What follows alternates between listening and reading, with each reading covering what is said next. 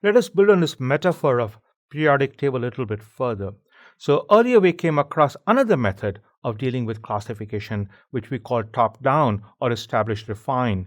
In that method, we had this classification hierarchy. We'd start with the concept, we'd establish it, then refine it, and refine it further if needed. That particular control of processing is very well suited for one kind of organization of concepts. It's very well suited for one set of situations where we know something about a vertebrate and we're trying to establish whether it's a bird or a bluebird. In a different kind of classification task, a better control of processing is to go bottom up.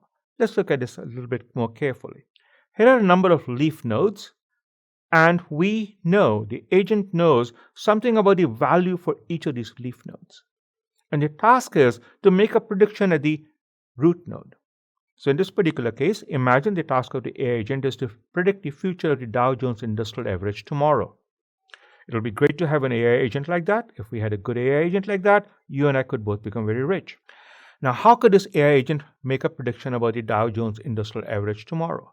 Well, one way in which it could do is, it could look at the information it has about the GDP and the inflation and employment today.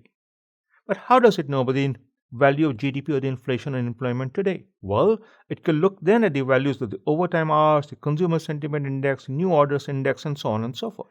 Now the processing is largely bottom up.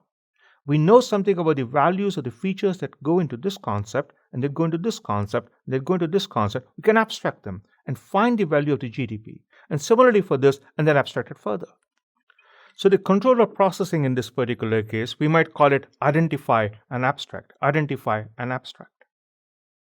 Bottom-up control of processing rather than top-down in the previous case. We have just defined two other elements of our periodic table, of our growing periodic table of intelligence. In this latter element, in the bottom-up classification, the conditions of application are different.